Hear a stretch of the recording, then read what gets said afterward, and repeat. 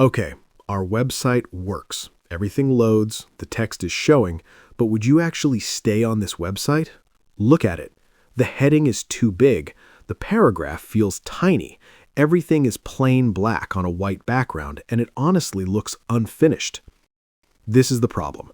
Our code works, but it looks ugly.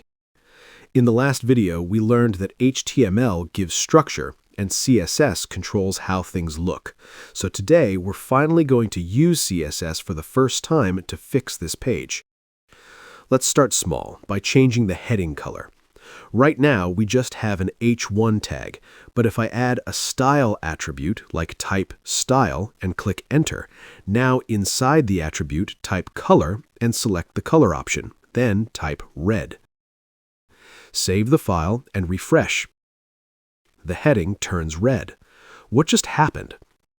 The word style is an attribute, and inside the quotes we write CSS using a simple pattern: property, colon, value, semicolon. Here, color is the property and red is the value.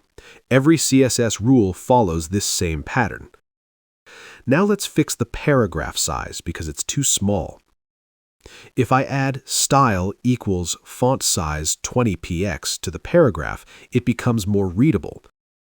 The property is font size, and the value is 20px, where px means pixels. If you give a bigger number, you get bigger text. If I increase it to 40px, it becomes huge. So CSS gives us control over appearance. And if I want to apply more than one style, I can combine them inside the same style attribute, separating each rule with a semicolon. Like color equals blue, font size equals 40px. The pattern stays the same every time.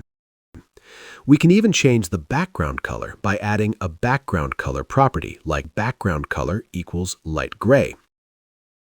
Now it highlights the text. What we just used is called Inline CSS because we are writing CSS directly inside HTML tags using the style attribute. It works, and it's great for learning the syntax, but something feels messy. We are repeating the style again and again. Imagine having 100 paragraphs and writing in the same style in all of them. That would be painful. So while inline CSS helps us understand how CSS works, it's not the best long-term solution. In the next video, we'll learn a smarter way called internal CSS, where we separate style from structure and make our code cleaner and more powerful.